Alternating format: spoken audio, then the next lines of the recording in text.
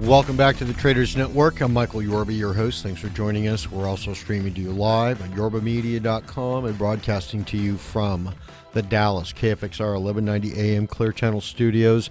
All right, my first guest for the next two segments is Pete Manca. He's a CEO of I'm going to have a tongue-tied thing with this here. Egenera, and they are a cloud infrastructure company. They're helping companies manage the network of your technology for today and the future. Pete, welcome back to the show. Hopefully I didn't butcher up the name too bad. Thanks, Michael. It's great to be here. All right, my pleasure. Let me back up a little bit and give you a chance to tell us, our audience, familiarize yourself with our audience or vice versa, with who you are and what your company does, and we'll get into some of the new things that you've done to your company and your technology as we go forward.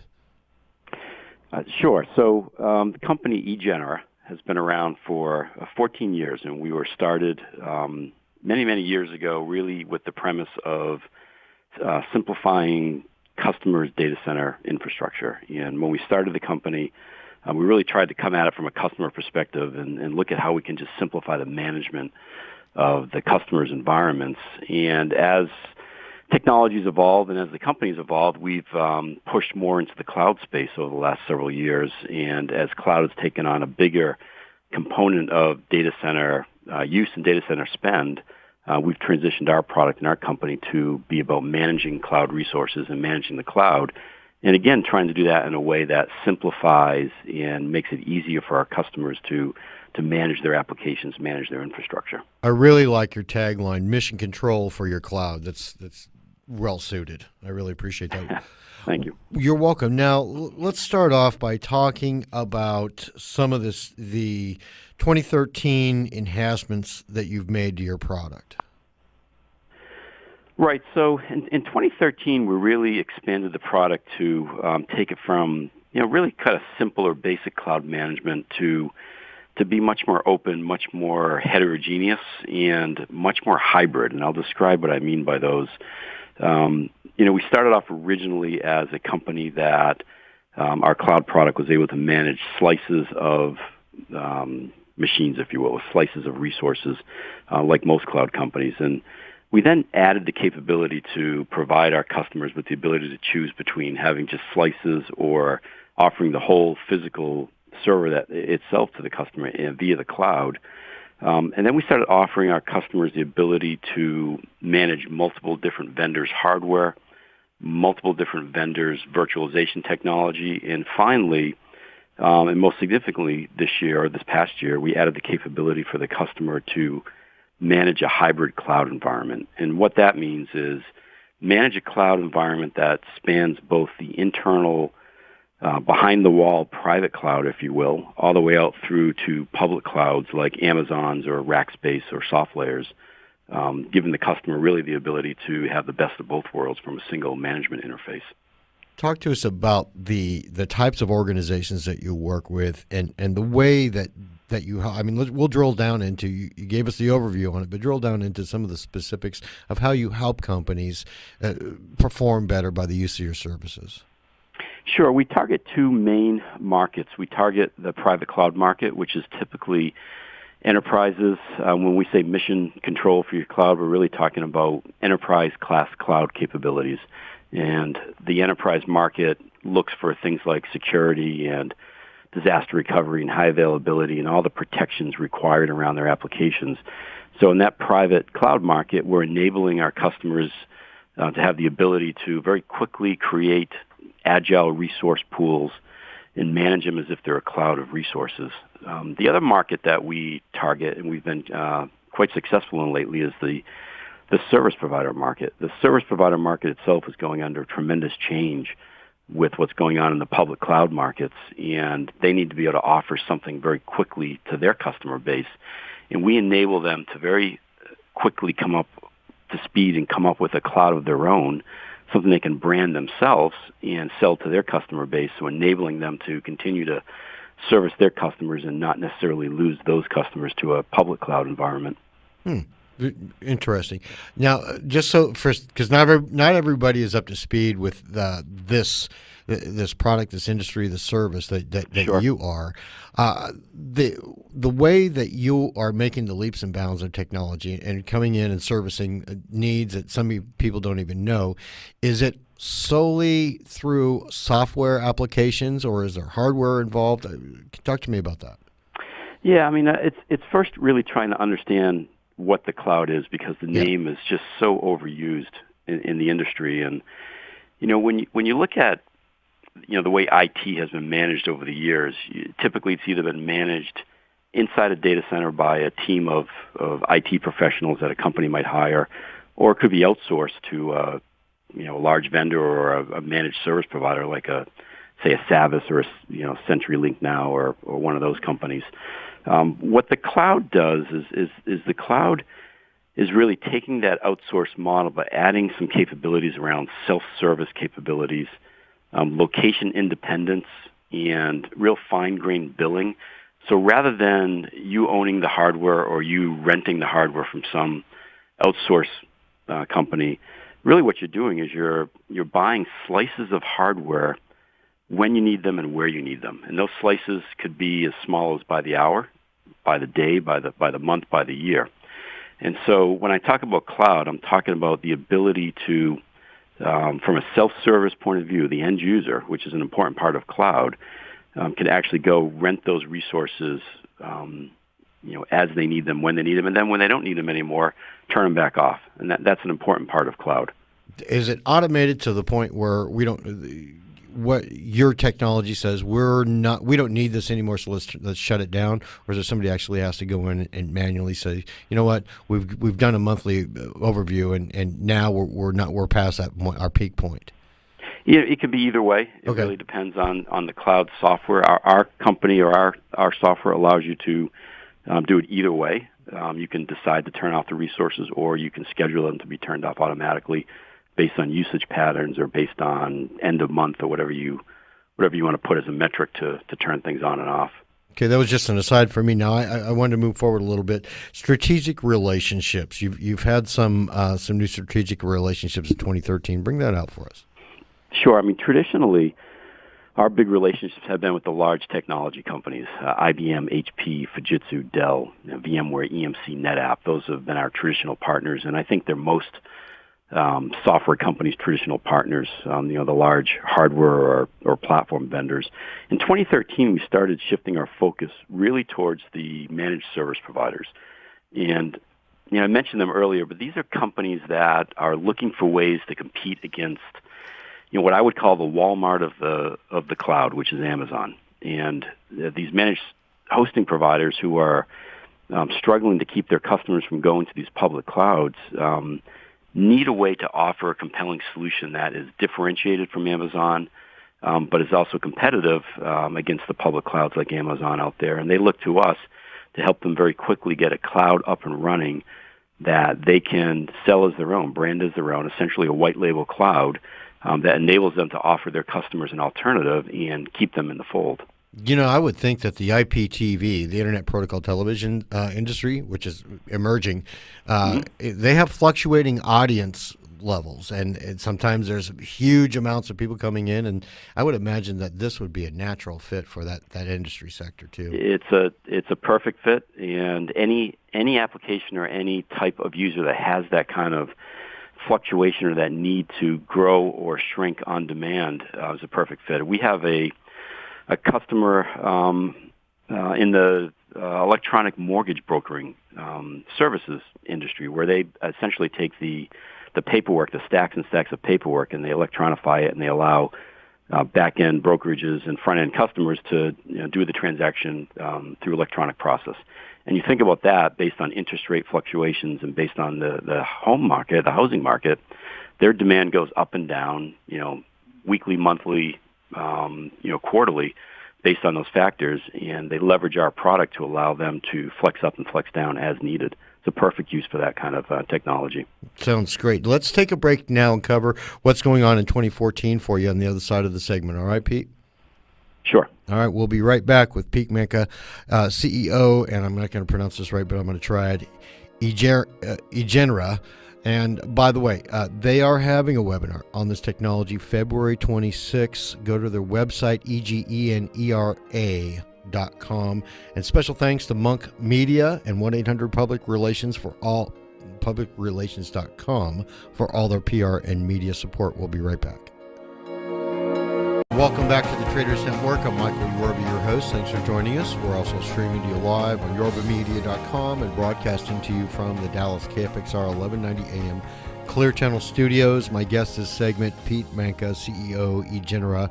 And this is the leading edge technology where all the communications are really going to. And Pete's here to straighten it all out for us. But Pete, welcome back to the segment. I appreciate that. Thanks, Michael. My pleasure. All right, 2014, the networking space. As we all know, this thing is just going to go from caveman to complete outer space with everything. Walk us through where you think we're going to go. Right. So I think 2014 is going to be a major year for change. I think we've really just started scratching the surface. And in 2014, I think what happens is the cloud becomes much more mainline, much more commoditized, almost like what happened in the late 90s when the internet came around. And at first, folks were kind of, thinking of it a little wary, wasn't sure what to do with it. And all of a sudden, by early 2000s, it was, a basic fact of everybody's life. And now it's just everybody uses it as if it's constant, constantly on like electricity.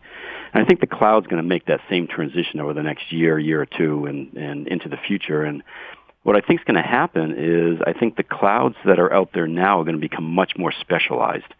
And so today what we see is clouds that are fairly generic, and you can purchase resources by the hour, by the day, by the month.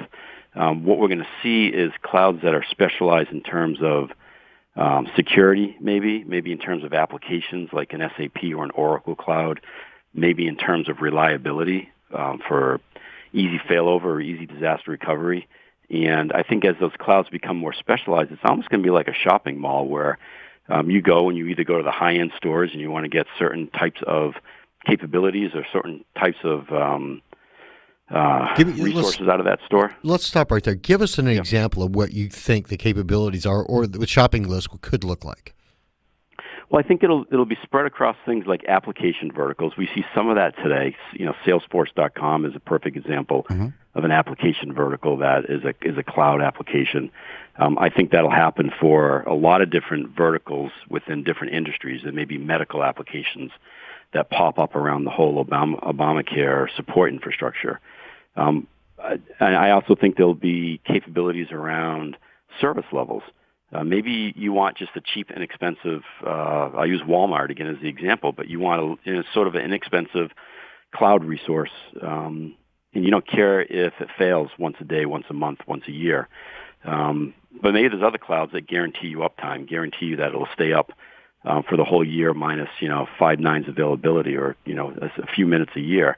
You may be willing to pay a premium for that. So I think what you'll see is differentiation in the cloud based on service levels, based on application verticals, based on security, and you'll be able to pick and choose based on price, based on features.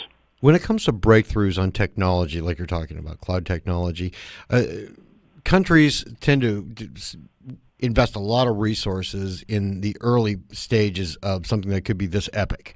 And do you see the United States at maintaining that technology lead, or are we, slipping in some fashion? Well, I think we're clearly maintaining the technology lead. I think where the risk is in the cloud, quite frankly, is around things like the Patriot Act. We're seeing that foreign governments don't want their data to be located in U.S. Data centers. Mm-hmm. And so what's happening is clouds are now popping up in different countries' domains because they want to be able to keep their data within their country and not be subjected to policies like the Patriot Act and I'm sure others around the world that other countries might have. So that's actually a huge factor on where cloud is going today. I was wondering about security. Is it as secure as the current internet protocols that we have for high-end security, or are there some improvements that need to be made as we go forward? I think there's some improvements that need to be made. I think there's a little bit of hype or negative hype, if you will, going into it. If you think I'll go back to the internet example again. You never would have put your credit card into a website in the late 90s to buy something, but now you do it as if it's second nature. And I think there's some of that. There's a little bit of fear happening, but I also think there's room for improvement as well. There are some security aspects that are different because the cloud can involve some, very critical customer data that you just can't afford, you can't risk. And so there will be some enhancements in that area as well. How do you feel about clouds that are focused, say, on mobile applications? Is that another market that is going to be an up-and-comer for cloud usage? It's already a huge part of cloud uses. I mean, if you really think about your smartphone, it's the perfect cloud device. You have a small app that runs on your phone, and most of the data is sitting out somewhere in the cloud. So it's really already one of the major use cases for clouds today. Okay. Yeah. Now, you'd mentioned earlier in the first segment something about hybrid clouds. Open that up for me. Yeah, so hybrid cloud is going to be something we'll hear more and more about over this year and into the future. And what's happening is customers are realizing that certain applications, certain data sets should not live out in a public cloud. They've got to be behind their firewall, if you will, or within their own data center. Yet they like the idea of a cloud capability, the ability to quickly provision services for their end users. So they may have what's called the private cloud, which is something that runs in their data centers, but some of their applications might be perfectly suitable to be in a public cloud, say Amazon or Rackspace or SoftLayer. And so what a hybrid environment is an application or a set of applications that runs both inside the enterprise, inside the company, and outside in a public cloud. And what the management vendors are doing is giving the customers a way to manage all those resources from a single management interface, and that's the hybrid cloud. It's interesting. And now that we're there, talk to me about the evolution. Where do you think this is going to eventually end up? Yeah, that's a great question. I mean, I as we talked, I think the cloud's going to get more specialized, but then it's also going to get very confusing, right? Because there is no directory service to say what's the best cloud for my application. So what I think is going to happen, our vision for the future is that is the concept of what we call a cloud broker, something that sits in between all of these clouds and takes the user's requirements and based on the user requirements says, okay, this is the right cloud for this set of applications, this is the right cloud for that set of applications, brings them all together and presents them to the end user so the user doesn't have to go off and search all around for these different clouds that fit their environment. So I think cloud brokering is going to be sort of the next big wave in the cloud market. It seems to me that most of the technology that you're talking about is really well beyond your average person, similar to when, in 1960s when they had computers. It was well beyond most of the people in the early 60s to even think about having a computer. Do you see this becoming a very retail-friendly environment as we go forward? And how long do you think it would take for your average person out there to figure out how to use the cloud in an optimum fashion from a retail point of view? Right. So, yeah, I do see it getting to that point. I mean, I think it has to get to that point for it to get broad adoption. And to some degree, you're seeing that. There are some cloud applications, some of the things that Apple does with their iCloud and, the ability to store the music up in their cloud, or some of the backup clouds like Dropbox and some of those technologies are becoming much more user-friendly and easier for the less techy end user base. So I do think it's getting there, but it's got a long way to go. I think one of the nice things about the cloud is it hides a lot of the complexities behind a service, and that's the beauty of the cloud. Mm-hmm. And I think it'll enable it to become sort of a less techy discussion and more into consumer discussion. Yeah, I can see that going in that fashion. Now, you've got a webinar coming up on February 26th. I think it's somewhere 2 Eastern. And right. What's going to take place in the webinar? Well, we'll talk more about our cloud products. We'll talk about getting service providers and ISVs or software companies to the cloud. You can go to our website at www.egenera.com and sign up for the webinar. You can also follow us on our Twitter account or Facebook and get updates there as well. Great. All right, Pete, thank you so much for coming on the show and taking the time. Appreciate it. Well, thank you, Michael. I enjoyed it. My pleasure. All right, Pete Manca, CEO, Egenera, and EGENERA.com. Definitely mission control for your cloud. All right, on the other side of this break, we're going to come back with Vince Molinari, founder, Gate Global Impact, and his special guest, Daniela Foster, CEO, Emergent Leaders Network from the State Department. But before we go, I want to put out a special thanks to Monk Media and 1-800-PublicRelations.com for all their PR and media support. We'll be right back.